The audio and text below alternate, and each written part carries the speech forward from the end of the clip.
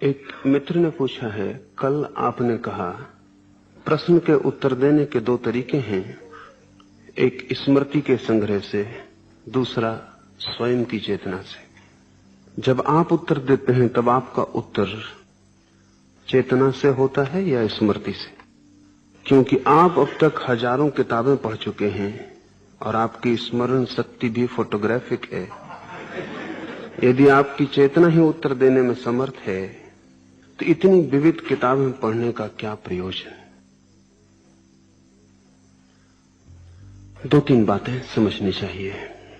एक, आपके प्रश्न पर निर्भर होता है कि उत्तर चेतना से दिया जा सकता है या स्मृति से। यदि आपका प्रश्न वाह जगत से संबंधित है तो चेतना से उत्तर देने का कोई भी उपाय नहीं है।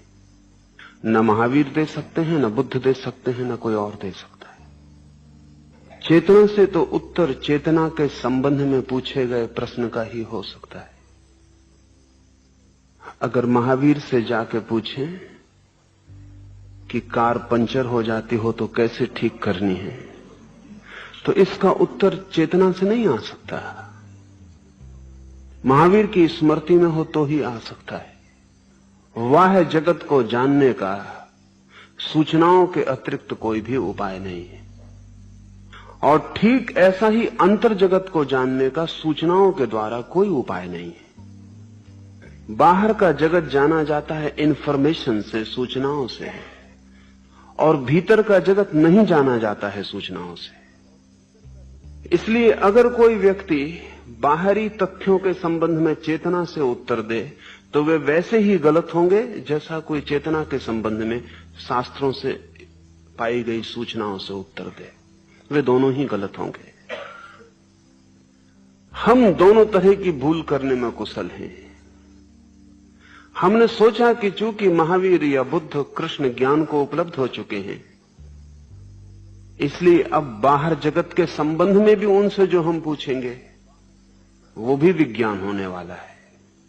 वहां हमसे भूल हुई, इसलिए हम विज्ञान को पैदा नहीं कर पाए। विज्ञान पैदा करना है तो भीतर पूछने का कोई उपाय नहीं है, बाहर के जगत से ही पूछना पड़ेगा। अगर पदार्थ के संबंध में कुछ जानना है तो पदार्थ से पूछना पड़ेगा। वृक्षों के संबंध में कुछ जानना है तो वृक्षों में ही खोजना पड़ेगा। लेकिन हमने इस मुल्क में ऐसा समझा कि जो आत्मज्ञानी हो गया वो सर्वज्ञ हो गया, इसलिए हमने विज्ञान को कोई जन्म न दिया। हम सारी दुनिया में पिछड़ गए। महावीर जो भी कहते हैं अंतस के संबंध में, वो उनकी चेतना से आया है। लेकिन महावीर भी जो बाहर के जगत के संबंध में कहते हैं वो सूचनाएं हैं। इससे एक और बात समझ लेनी चाहिए। वे सूचनाएं जो महावीर बाहर के जगत के संबंध में देते हैं कल गलत हो सकती हैं, क्योंकि महावीर के समय तक बाहर के जगत के संबंध में जो सूचनाएं थी वही महावीर देते हैं। फिर सूचनाएं बदलेंगी। विज्ञान तो रोज बढ़ता है, बदलता है, नई खोज होती है। तो महावीर ने भी जो बाहर के जगत के संबंध में कहा है वो कल गलत हो जाएगा। उस कारण महावीर गलत नहीं होते। महावीर तो उसी दिन गलत होंगे जो उन्होंने भीतर के संबंध में कहा है, जब गलत हो जाए। इससे बड़ी तकलीफ होती है। जीसस ने उस समय जो उपलब्ध सूचनाएं थी उसके संबंध में बातें कही हैं। कहा कि जमीन चपटी है, क्योंकि उस समय तक यही सूचना थी। जीसस भी नहीं जान सकते कि जमीन गोल है। फिर ईसाईयत बड़ी मुश्किल में पड़ गई। जब पता चला कि जमीन गोल है और जमीन चपटी नहीं है तो बड़ी संकट आया। तो ईसाईयत ने पूरी कोशिश की कि जमीन चपटी ही है, क्योंकि जीसस ने कहा है, और जीसस गलत तो कह ही नहीं सकते। इसमें डर था, अगर जीसस एक बात गलत कह सकते हैं तो फिर दूसरी भी गलत हो सकती, ये संदेह था। अगर जीसस इतनी गलत बात कह सकते हैं कि जमीन चपटी है गोल की बजाय, तो क्या भरोसा ईश्वर के संबंध में जो कहते हैं, आत्मा के संबंध में कहते हैं, वो भी गलत कहते हो। जब किसी की एक बात गलत हो जाए तो दूसरी बातों पर भी संदेह निर्मित हो जाता है। इसलिए ईसाईयत ने भरसक कोशिश की कि जो जीसस ने कहा है सभी सही है, लेकिन उसका परिणाम घातक हुआ। क्योंकि विज्ञान ने जो सिद्ध किया, 1000 जीसस भी कहें, उसको गलत नहीं किया जा सकता। गैलीलियो को सजा दी जाए, सताया जाए, इससे कोई अंतर नहीं पड़ता, तथ्य को झुटलाया नहीं जा सकता। और तब आखिर में मजबूरी में ईसाइयत को मानना पड़ा कि जमीन गोल है। तब ईसाइयों के मन में ही संदेह उठना शुरू हो गया कि फिर क्या होगा। जीसस जो कहते हैं और चीजों के संबंध में कहीं, वो भी तो गलत नहीं है। महावीर के मानने वाले सोचते हैं कि महावीर ने कहा है कि चंद्रमा देवताओं का आवास है। उस समय तक ऐसी बाहरी जानकारी थी, उस समय तक जो श्रेष्ठतम जानकारी थी वो महावीर ने दी है।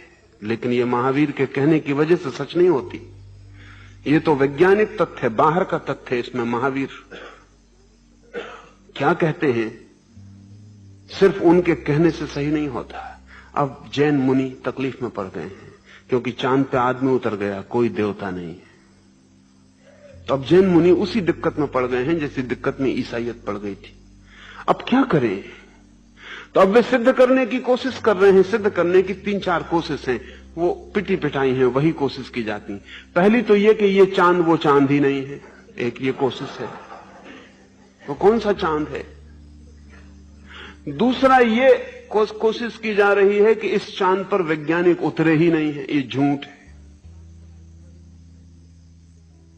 ये अफवाह है, ये भी पागलपन है। तीसरी ये कोशिश की जा रही है कि वो उतर तो गए हैं, एक जैन मुनि कोशिश कर रहे हैं कि वो उतर तो गए हैं, अफवाह भी नहीं है, चांद भी यही है, लेकिन वो चांद पे नहीं उतरे हैं। चांद के पास देवी देवताओं के जो बड़े बड़े यान, उनके बड़े बड़े रथ, विराट काय रथ और यान ठहरे रहते हैं चांद के आसपास, उन तो उतर गए। उसी को वो समझ रहे हैं कि ये चांद है। ये सब पागलपन है, लेकिन इस पागलपन के पीछे तर्क है। तर्क यह है कि अगर महावीर की ये बात गलत होती है तो बाकी बातों का क्या होगा। तो मैं आपसे कहना चाहता हूं, महावीर, बुद्ध या कृष्ण, किसी ने भी बाहर के जगत के संबंध में जो भी कहा है, वो उस समय तक की उपलब्ध जानकारी में जो श्रेष्ठतम था वही कहा है। वो उस समय तक जो सत्यतर था वही कहा है। लेकिन बाहर की जानकारी रोज बढ़ती चली जाती है, और आज नहीं कल महावीर और बुद्ध से आगे बात निकल जाएगी। जब आगे बात निकल जाएगी तो भक्त को, अनुयायी को परेशान होने की जरूरत नहीं। एक विभाजन साफ कर लेना चाहिए। वो विभाजन ये कि महावीर ने जो बातें बाहर के जगत के संबंध में कही हैं वे सूचनाएं हैं, और महावीर ने जो अंतस जगत के संबंध में बातें कही हैं वे अनुभव हैं। उचित होगा कि हम आर्मस्ट्रांग की बात मान लें चांद के संबंध में, बजाय महावीर की बात के। हम आइंस्टीन की बात मान लें पदार्थ के संबंध में, बजाय कृष्ण के। उसका कारण यह है कि बाहर के जगत में जो खोज चल रही है वो खोज रोज बढ़ती चली जाएगी। आज मैं आपसे जो बातें कह रहा हूं, उसमें जब भी मैं बाहर के जगत के संबंध में कुछ कहता हूं तो वो आज नहीं कल गलत हो जाएगा। गलत हो जाएगा, उससे ज्यादा ठीक खोज लिया जाएगा।